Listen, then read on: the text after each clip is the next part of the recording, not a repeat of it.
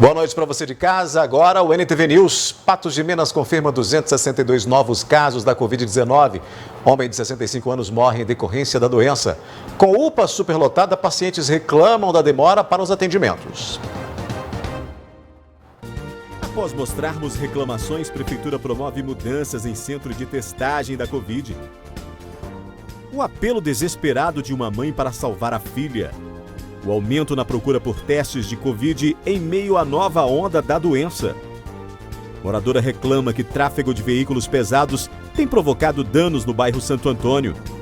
Esgoto invade residência e mulher pede providências para resolver o problema constante.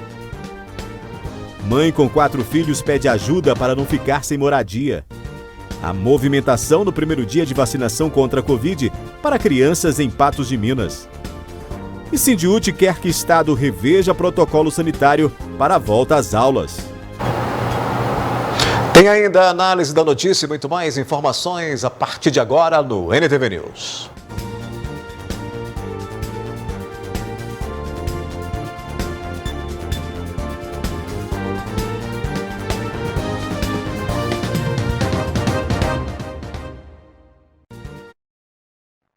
Uma moradora do bairro Santo Antônio, em Patos de Minas, pede providências para o intenso tráfego de veículos pesados em sua rua, que estaria provocando rachaduras na pavimentação da via e também na estrutura da casa onde ela reside. As rachaduras e trincos estão surgindo pelas paredes e pelo piso da casa de Celina Maria Pereira.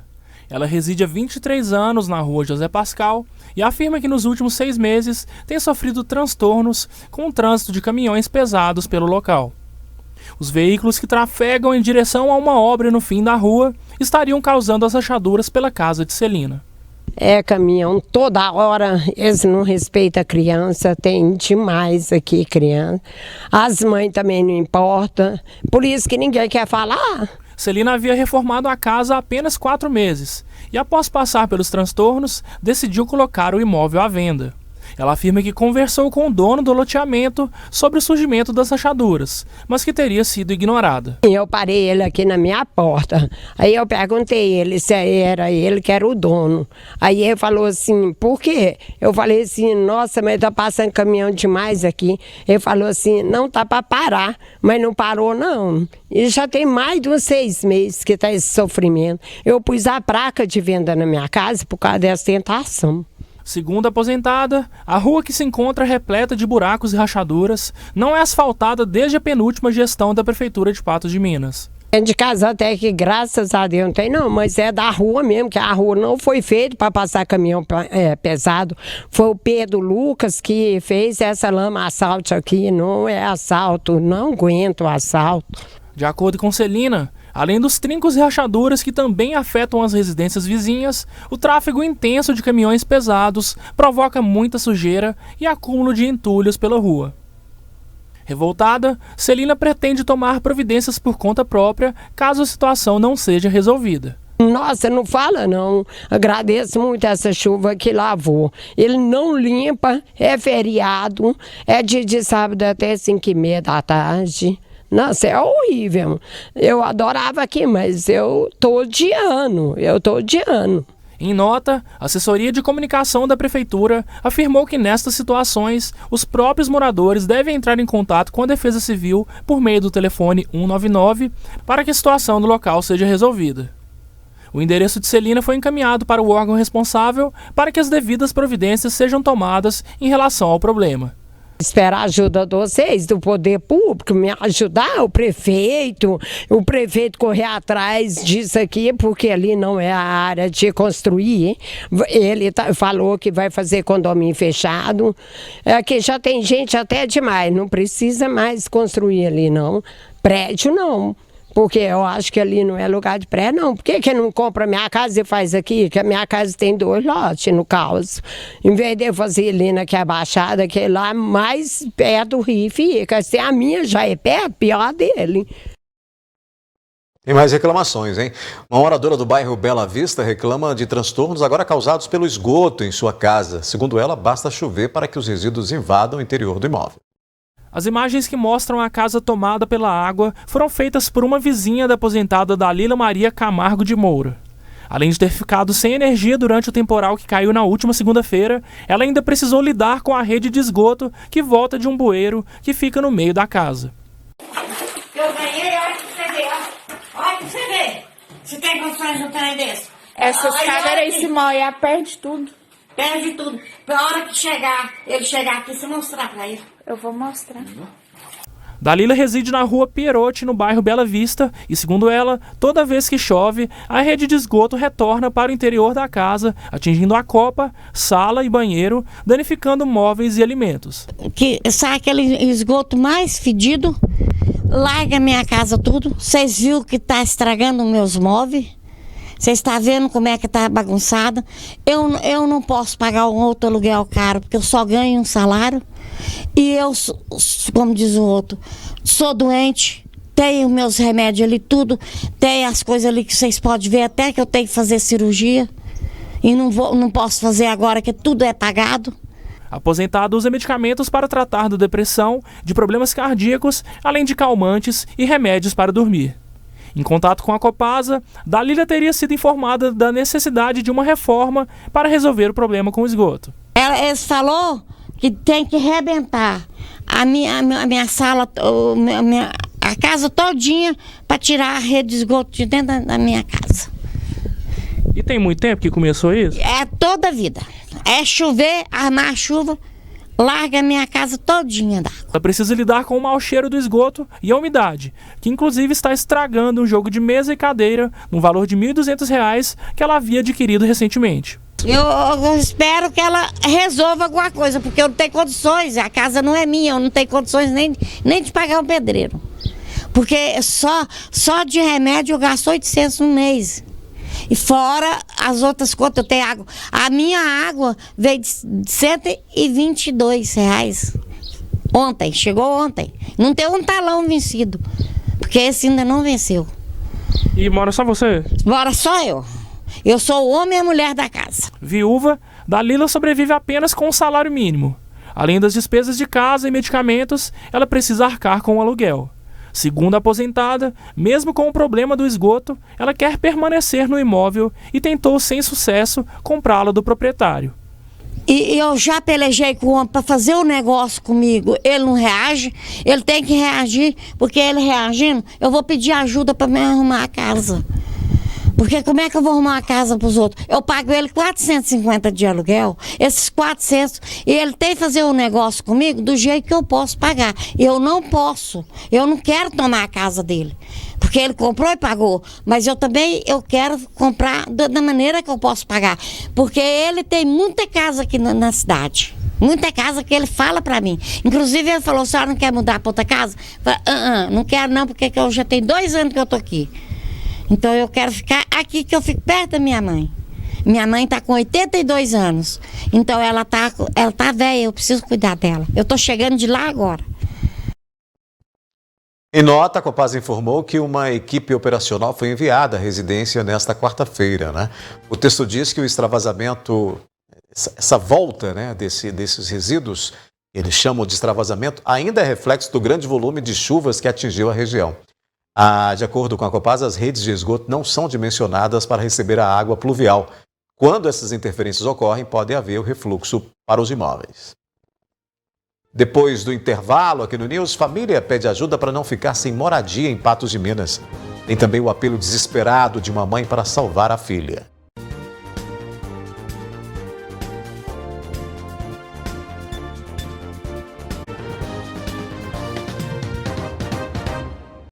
A gente mostra agora o apelo desesperado de uma mãe para salvar a filha. A criança tem problemas respiratórios e sobrevive com aparelhos.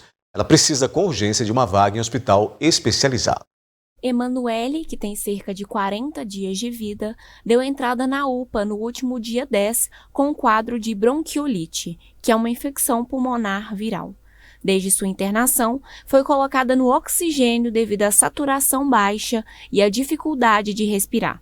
No dia 12, a mãe dela, Carla, deu início ao pedido de transferência da bebê para o Hospital Regional Antônio Dias, em Patos de Minas, visto que lá tem mais recursos para ela. A situação dela tá bem crítica, porque ela não sai do oxigênio, Ela só fica no oxigênio, mesmo a gente tentando abaixar, tentando tirar ela todos os dias, ela não fica. E lá, e querendo ou não, no regional tem recursos melhores para o tratamento dela. E só que o regional de todos os dias, todas as formas, está recusando essa vaga para ela. Os motivos dele é sempre esse, é sem vaga na neonatal, é sem pediatra, sem recursos, que é uma coisa que eu duvido muito, porque o regional é referência de partos. A mãe conseguiu a solicitação de vaga zero. Isso significa que o caso da criança deve ser considerado uma exceção e não uma prática cotidiana na atenção às urgências. Mas o pedido continua negado e, segundo Carla, chega a ser exaustivo. Teve um dia que ela teve uma piora muito grande, que a saturação dela caiu para 75, e aí o médico já fez o pedido da vaga zero, que a gente foi pesquisar uma vaga que eles realmente não podem tá recusando, porque é quando a pessoa está em sofrimento intenso ou senão até com risco de morte. Só que eles recusam mesmo assim, desde o dia mais ou menos, desde o dia 17, do dia 15 mais ou menos, eles estão recusando essa vaga também. A mãe também relata que os profissionais até tentaram tirar o oxigênio de Emanuele, mas não conseguiram. Teve uma vez que ela ficou por volta de 2 horas sem, só que aí no outro dia ela apresentou uma piorinha. Aí já a saturação caiu de novo e hoje ela já não passa de 20 minutos sem. É o oxigênio 24 horas, mamando é uma dificuldade maior por conta do oxigênio e continua, né, nessa luta. Carla se emociona ao pedir ajuda para sua filha. Pedi especialmente ao prefeito ajuda.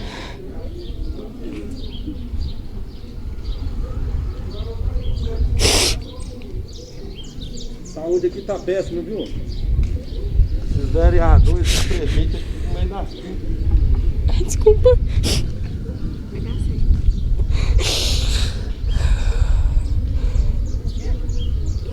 Pedir um posicionamento melhor do regional,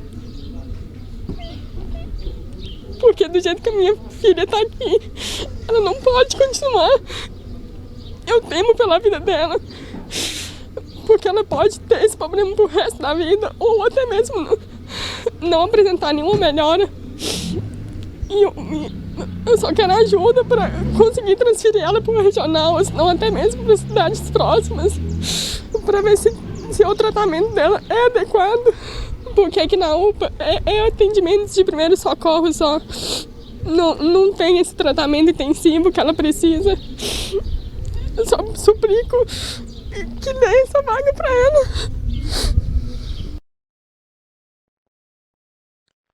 Mamãe com 4 filhos que mora de favor na casa do ex-companheiro com os 4 filhos corre o risco de não ter para onde ir e pede ajuda.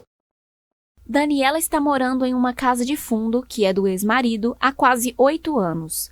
Hoje, após o benefício dele ser cortado, este precisa de uma casa para morar. E Daniela ficará desamparada juntamente com os 4 filhos. E é que cortaram o benefício dele, né?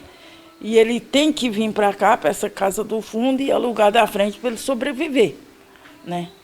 Mas eu fico nesse impasse porque, tipo assim, eu não tenho para onde ir. Eu não tenho para onde ir.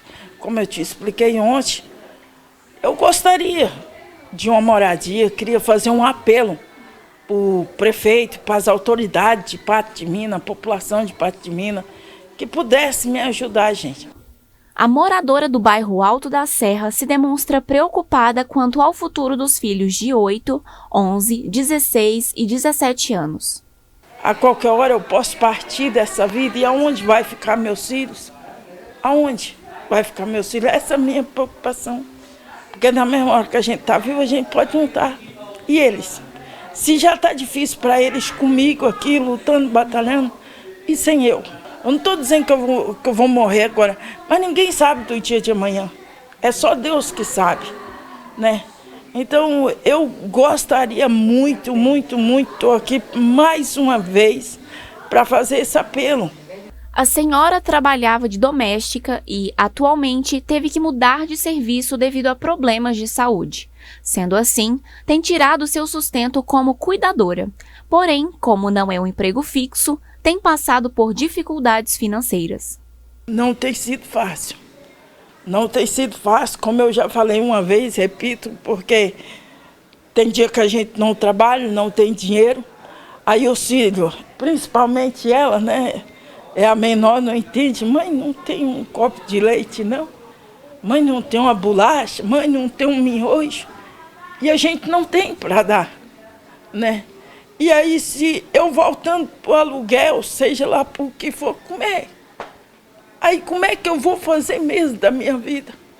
Daniela também faz um apelo aos empresários para que estes deem uma oportunidade aos seus filhos de 16 e 17 anos como jovem aprendiz, uma vez que eles têm o desejo de ajudar a mãe nas despesas da casa. Eles têm vontade de me ajudar, mas por ainda ser de menor não tem muita oportunidade para eles. Que vocês possam ajudar meus filhos, né, como menor aprendiz, dando uma oportunidade para eles.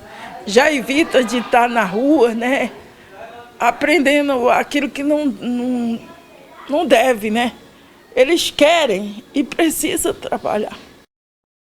Nós entramos em contato com a Prefeitura de Patos de Minas para saber quais providências podem ser ajudadas aí, ou podem ser tomadas para ajudar a família, mas ainda não recebemos uma resposta. Em instantes tem a previsão do tempo para quinta-feira, o aumento na procura por testes da Covid em meio à nova onda da doença. E após mostrarmos reclamações, a Prefeitura promove mudanças em centro de testagem da Covid.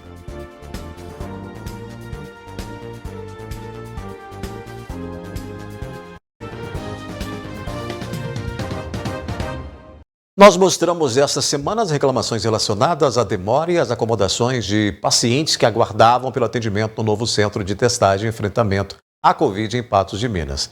Hoje nós retornamos ao local e algumas medidas já foram tomadas pela Prefeitura.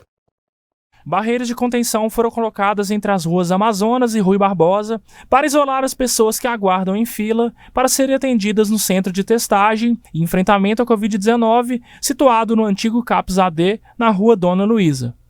Na última segunda-feira, a inauguração do local foi marcada por tumultos e filas longas, em que as pessoas, inclusive, tiveram que aguardar pelo atendimento debaixo do temporal que caiu durante a tarde. Para tentar solucionar o problema, a Prefeitura colocou uma tenda em frente ao centro de testagem, mas algumas das pessoas que aguardavam ainda utilizaram a marquise de estabelecimentos comerciais do outro lado da rua e de uma autoescola situada na rua Rui Barbosa para se protegerem do sol.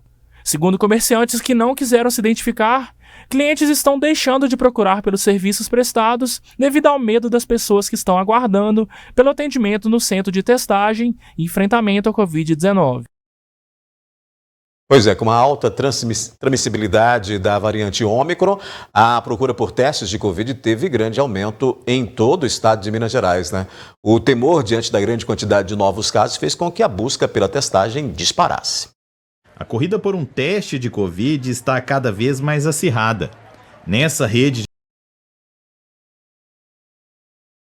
janeiro, na comparação com o mês de dezembro. Em nota, a empresa afirma que não há risco de desabastecimento, mesmo com a alta procura. Nesse laboratório, o aumento no número de diagnósticos positivos acompanha o crescimento na procura por exames. A gente continua tendo um aumento na demanda dos testes para a detecção do SARS-CoV-2, que é o vírus da Covid-19. Semana passada foram mais de 100 mil testes de PCR, que é o padrão ouro diagnóstico, e a gente tem um percentual de 48,3% de testes positivos, o que é o maior da série histórica desde março de 2020. Neste outro laboratório, o índice de confirmações de casos da Covid já chegou a 70% das amostras do dia. Apesar de muitos profissionais também estarem afastados pela infecção, o tempo médio para a entrega de resultados segue sem grandes alterações. A gente está com um estoque ainda assim razoável, apesar dos fornecedores estarem adiando algumas entregas dos kits, mas a gente tem um estoque, nós estamos conseguindo entregar com 24, no máximo 48 horas os nossos resultados. As autoridades sanitárias recomendam que apenas pessoas sintomáticas façam o teste da Covid neste momento de escassez. No entanto, em todos os laboratórios que nossa equipe de reportagem passou, a realidade é bem diferente. Isso porque pessoas que possuem viagens para fora do país também procuram testes rápidos ou de PCR. Além disso, pessoas assintomáticas que tiveram contato com pacientes positivos também buscam o diagnóstico antes dos primeiros sintomas. Apesar de né, da recomendação de não testar se não tiver nenhum sintoma, muita gente está testando, até mesmo para precaver. Então a gente fica numa situação difícil, porque se eu não testar e eu estou assintomático, porque assim, o índice de pessoas assintomáticas positivas também está muito grande, né? Então a gente fica aí no meio termo. Na dúvida, as pessoas acabam pagando para poder tirar essa prova, né? A gente muda de assunto, pois a meteorologia prevê manutenção do tempo chuvoso nesta reta final de janeiro e também aumento de instabilidades para o próximo mês. Apesar de ter diminuído o volume, o período chuvoso continua e tem previsão de que até o final de janeiro chova cerca de 120 milímetros. O mês de janeiro, normalmente, ela é marcado por uma média de em torno de 270 até 275 milímetros. Nós já tivemos até agora mais de 400 milímetros, 460 milímetros nesse janeiro. Bom, o importante é a gente pensar no futuro. O que vai acontecer da agora para frente? Será que as chuvas vão diminuir, vão cortar e não vamos ter mais a safrinha? A previsão que nós temos para esse ano é que nós tenhamos um mês de fevereiro e um mês de março chuvoso também.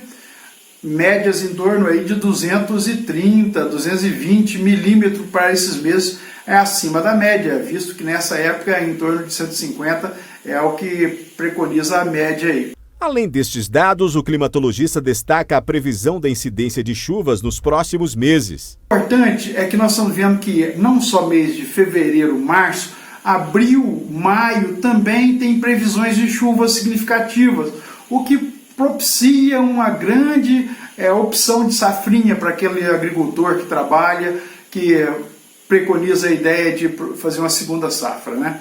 Adalberto Vieira explicou que mudanças na direção dos ventos favorecem novas ocorrências de volume maior de chuva para a nossa região. O que deve, nos próximos dias, fazer com que as intensidades de chuva retornem para a nossa região. Então, no comecinho do mês de fevereiro, agora nós devemos ter uma intensidade de chuvas novamente alta aqui na nossa região. Falando no assunto, a quinta-feira deve ser com temperatura em elevação e tempo instável no Alto Paranaíba e Noroeste Mineiro, né? Vamos conferir os detalhes então na previsão do tempo.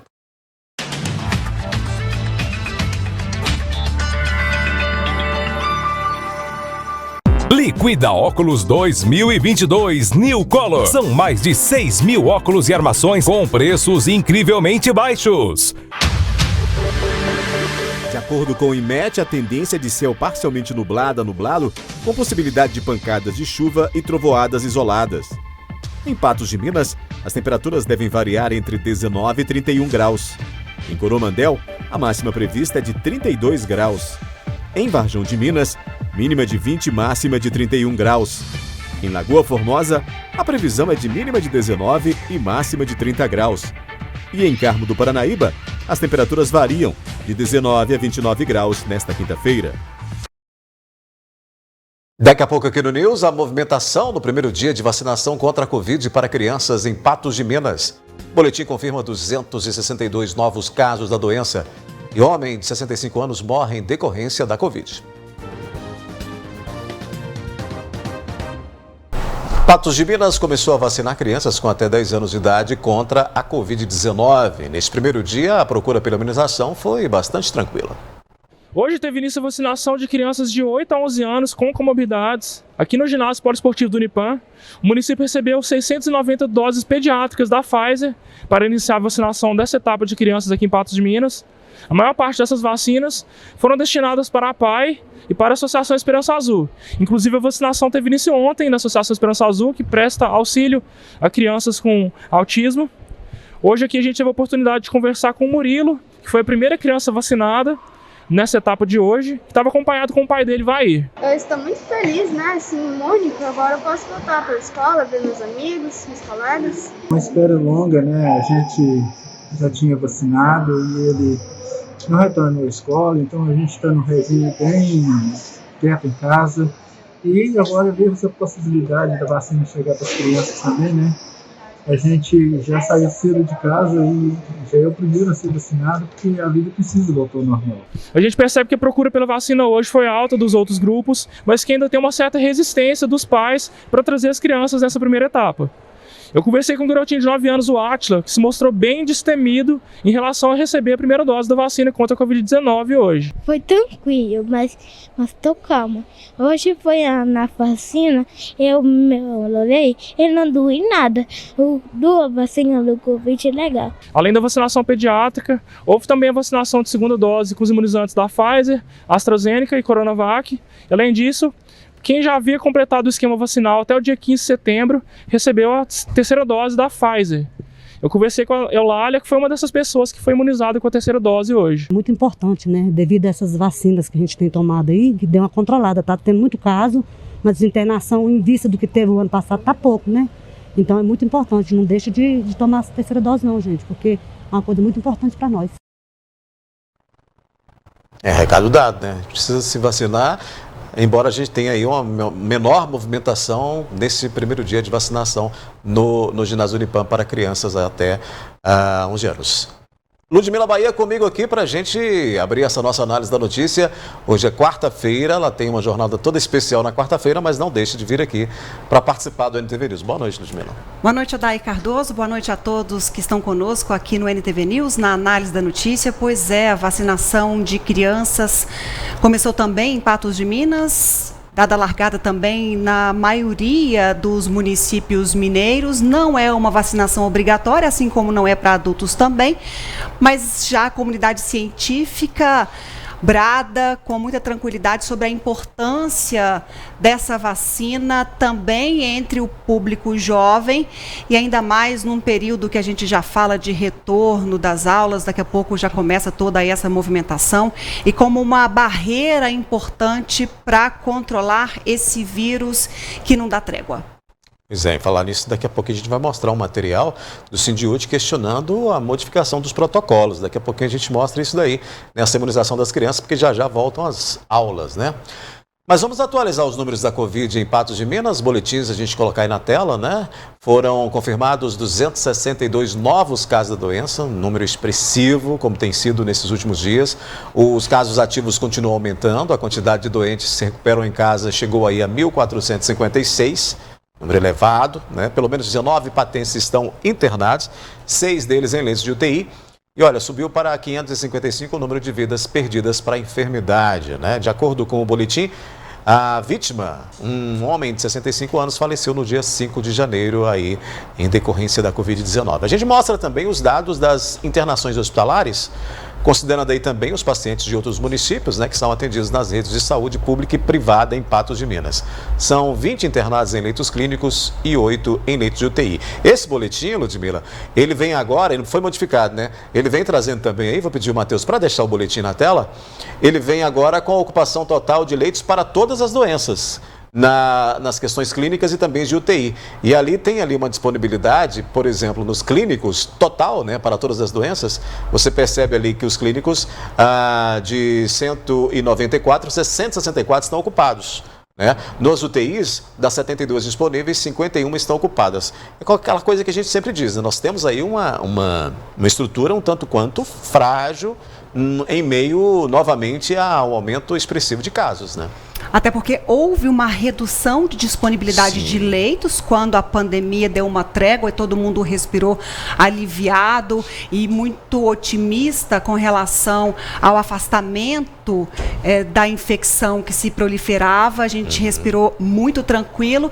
Entretanto, a gente vê a escalada de casos dia a dia em Patos de Minas. Olha só, daí mais de 1.500 casos ativos no município. É muita coisa. Sim. Minas Gerais bateu recorde em número de novos casos de infectados. E a gente sabe que a maioria dessas pessoas, de fato, vão procurar leitos clínicos, que é o comportamento da Ômicron. Isso não quer dizer que algumas pessoas não vão agravar, até porque a gente não tem aí 100% das pessoas vacinadas, porque de acordo com o estudo da Secretaria de Estado de Minas Gerais, aquelas pessoas não vacinadas têm chances de complicação 11 vezes maior do que os estão imunizados. Então, retrato disso já em estudo largo feito pelo governo de Minas Gerais, mas a gente também vê que os casos não estão isentos a agravamento, tanto que a gente observa também mais pessoas em leitos de UTI, aumento no total de internados, e aí a gente vê um retrato do que a gente tem de pessoas de Patos de Minas e da região, logo ali em verde e laranja, aí é só Covid, a gente tem um número bruto, número total só de Covid. E ali, no geral, a gente tem esse panorama de disponibilidade em Patos de Minas. Então, é um fato que a gente não pode deixar de preocupar, de acender de fato o alerta vermelho. Estamos numa guerra, num fronte em que em alguns momentos nós ganhamos um respiro. Isso não quer dizer que é um relaxamento total do nosso comportamento. Pois é, você citou Minas Gerais aí, Ludmila. Foram registrados 27.683 novos casos de Covid, né, nas últimas 24 horas, no boletim epidemiológico desta quarta-feira. O maior número desde o início da pandemia, o que faz com que a gente fique temeroso, né? A quinta vez em pelo menos 10 dias que o estado bate recorde de pessoas contaminadas. 135.035 mineiros estão em acompanhamento, mais 33 óbitos foram confirmados e o total de mortes pelo coronavírus no estado chegou a 56.866.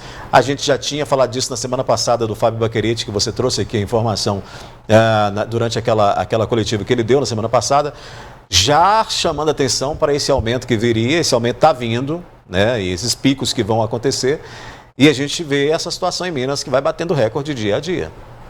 Infelizmente a gente tem esse retrato que já era esperado e alertado pelo próprio estado diante a realidade em outros estados, em outras cidades, e agora a velocidade de infecção da Ômicron se apresenta também em Minas Gerais. E olha daí, segundo os cálculos do próprio estado, não estamos na pior fase. Estamos nos aproximando do olho do furacão. Então imagina o que a gente vai enfrentar daqui para frente. O maior temor é que a gente passe pelo que a gente passou lá no mês de abril, né? Que foi o pico maior, que a gente não tinha nem local para colocar os doentes, as pessoas que foram contaminadas. Esse é o grande temor, até porque, como você citou, muitos desses leitos foram, inclusive, reduzidos, né? O que aí a gente acaba ficando numa questão de ter uma demanda maior e ter uma disponibilidade menor de leitos para essas pessoas, né? Certamente haverá ajuste com relação a esse tipo de medida. Haverá aí um remanejamento diante a necessidade e o caos que pode, e a gente não espera, mas que pode se instalar no sistema de saúde. Vamos fazer uma rápida parada aqui, Ludmila. Depois do intervalo, a gente fala do CIDUD, que quer que o Estado reveja os protocolos sanitários para a volta às aulas diante desse número elevado aí de casos da Covid. E com a UPA superlotada, pacientes, a UPA está superlotada novamente, os pacientes estão reclamando da demora no atendimento. O Sindicato Único dos Trabalhadores em Educação de Minas Gerais quer que o Estado reveja o protocolo sanitário para o retorno dos alunos às escolas diante do aumento expressivo no número de casos da Covid. O Sindiúte solicitou a revisão dos protocolos sanitários para a volta às aulas. A volta às aulas na rede pública de ensino deve se manter presencialmente, mesmo com a crescente de casos de Covid-19. O protocolo em questão foi elaborado em novembro do ano passado, quando ainda não havia circulação da variante Ômicron, e prevê 100% dos alunos presencialmente nas escolas, sem o distanciamento entre as carteiras nas salas e com a obrigatoriedade do uso de máscaras. O regulamento também diz que o retorno dos alunos ao modelo presencial é obrigatório. O secretário de Estado de Educação ontem, na terça-feira, pela manhã, tinham essa reunião marcada, onde iam passar uma solicitação dos servidores do Estado, que é uma preocupação com o retorno das aulas presenciais agora no início do ano, uma vez que a gente tem a Omicron ainda circulando, né, a nova cepa circulando, onde está tendo um aumento de contágio na população. E existe uma preocupação aí em relação à contaminação dos jovens, né, que ainda não foram vacinados. Com o número de diagnósticos de Covid aumentando e ainda com a circulação da nova variante Ômicron, é natural que exista uma preocupação com a volta às aulas em modo presencial. Ano passado, ao final do ano passado, o governador fez um protocolo de retorno presencial para todos os alunos 100% nas escolas, né? Então, há uma preocupação hoje em relação a essa transmissão da Ômicron, que ela é muito mais rápida em relação às outras variantes, por esse fato de ocorrer o retorno presencial de 100% dos alunos. Então, merece um estudo aí da Secretaria de Educação, né, da Secretaria de Educação dos municípios, da Secretaria de Saúde, em relação a esse retorno presencial, para que não ocorra aí o risco de contaminação dos alunos, dos nossos alunos aí, principalmente esses que não foram ainda vacinados, né, que correm o risco de serem contaminados, e aí pode ser que ocorra internação. Então a nossa preocupação é essa em relação a esse processo. Diante dessa situação, existem sugestões do que possa ser feito por parte do coordenador geral do Sindiúti. Antes desse protocolo ao final do ano, tinha um protocolo de restrição de quantitativo de alunos, né? Então a gente pede, na verdade, que tenha proteção para os alunos, porque 100% dos alunos dentro da escola, a gente sabe que as escolas no estado de Minas Gerais, como em várias regiões do nosso país, não oferecem condições suficientes para que tenha proteção aos alunos com a variante tão assim rápida disseminando, porque vai ter uma aglomeração de pessoas.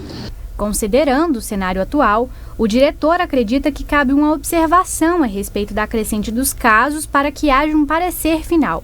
Enquanto isso, os pais de algumas crianças dividem opiniões.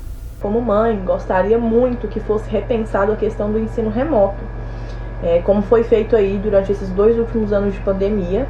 Para o caso da minha filha não funcionaria, porque é um bebê, mas para muitas outras crianças e adolescentes funcionaria. Então, eu como mãe não me sinto segura, imagino que outras mães também não se sintam seguras em mandar seus filhos para as escolas e para as creches, enfim. Me sinto segura sim de levar ela para a escola, mas sempre com o uso de máscaras, álcool em gel, o distanciamento social entre os amiguinhos, o lanche levado de casa, as mesas colocadas mais afastadas, o álcool em gel sempre passado nas mochilas deles, né? Quando entram, quando saem da escola. Vou levar ela sim para as aulas presenciais. E o Sindiúti se reuniu essa semana com a Secretaria de Estado de Educação, que ainda não sinalizou se vai realmente fazer qualquer modificação nesses protocolos, Ludmila. Está prevista uma reunião amanhã entre a Secretaria de Estado da Educação com os superintendentes para discutir aí algumas medidas possíveis que podem ser implementadas, mas o governo já falou isso várias vezes, que o ambiente escolar não é de difusão de Covid-19, as perdas de termos crianças e adolescentes acompanhando as aulas remotamente é muito maior do que tê-las em sala de aula, por conta dos prejuízos de aprendizagem, que dificilmente serão recuperados a um curto prazo. Há uma lacuna gigantesca na formação desses jovens e adolescentes que estão na escola e foram obrigados a acompanhar todas as disciplinas à distância. Primeiro por conta, de não ter essa intimidade, essa forma e nem a maturidade para digerir todo o conteúdo, e ainda mais nada da grade curricular foi modificada, foi reduzida, pelo contrário, continua o ritmo normal, quer queira, quer não, tido algum tipo de retenção de aprendizado. Acho difícil aí atender a todas essas reivindicações de não volta às aulas, a não ser que ocorra um agravamento muito maior, uma questão que de fato fuja do controle, porque a gente viu na semana passada o secretário de Saúde se posicionando muito a respeito disso, muito convicto, muito tranquilo com relação à volta às aulas, da importância, e ali ressaltou diversas vezes que Minas Gerais não vai cobrar a obrigatoriedade de vacinas entre as crianças. Vai prevalecer aí, como disse essa mãe no final, o bom senso, o cuidado coletivo, tanto por parte da comunidade acadêmica, dos professores, diretores, quanto também por parte dos alunos. Fica a vigilância para aqueles que às vezes aí tentem burlar essas medidas necessárias. Muito bem. Vamos girar o assunto. A gente volta a mostrar reclamações relacionadas à superlotação e demora nos atendimentos dos pacientes que procuram a UPA em Patos de Minas. Com a crescente de casos de Covid-19 e com a circulação da nova variante Ômicron, a UPA, Unidade de Pronto Atendimento, não tem atendido a demanda dos pacientes. Que ontem era 4 horas da tarde. Eles foram me atender, já era quase meia-noite. Aí me atendeu, passou a medicação, eu tomei, voltei, pediu para me voltar hoje 7 horas da manhã. Mas eles não te atendem, eles não te passam para dentro e não te dão resposta nenhuma.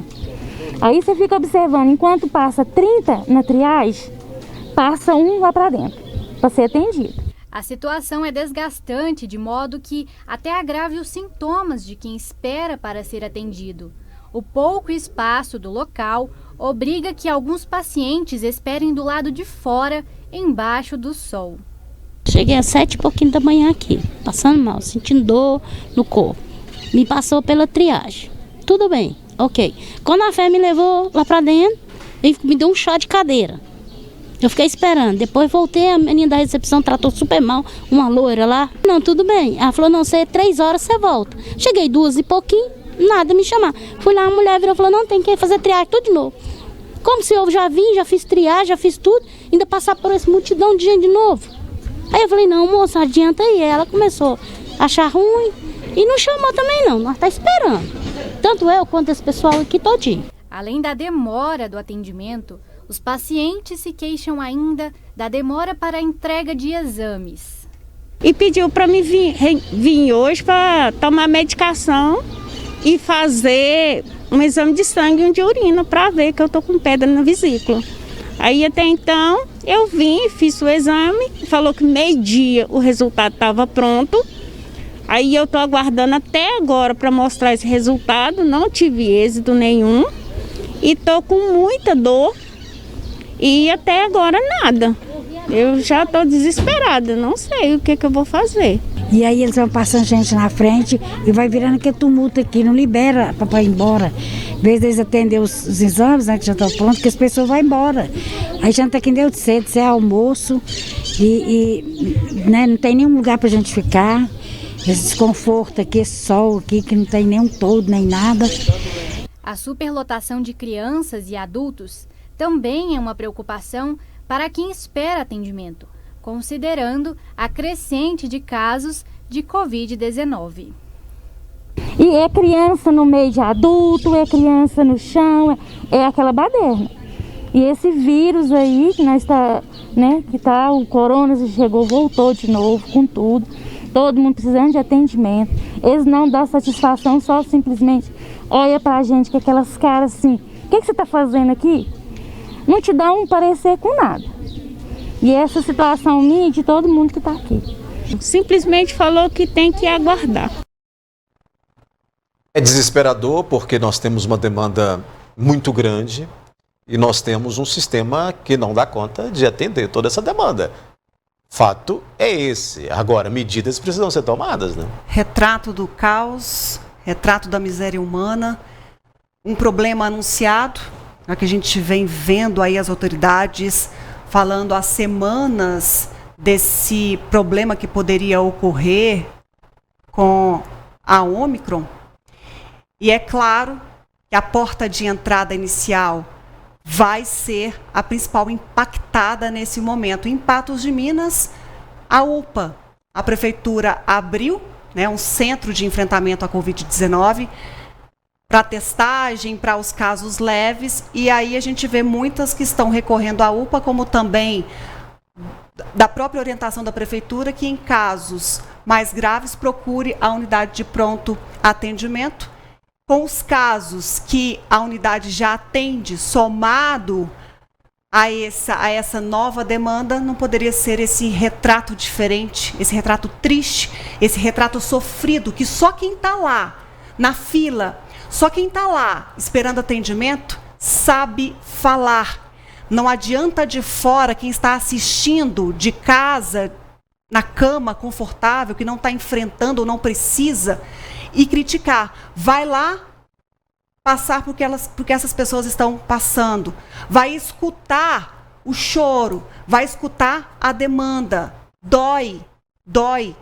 É claro que a gente sabe que há um momento inesperado e que tende a piorar, infelizmente.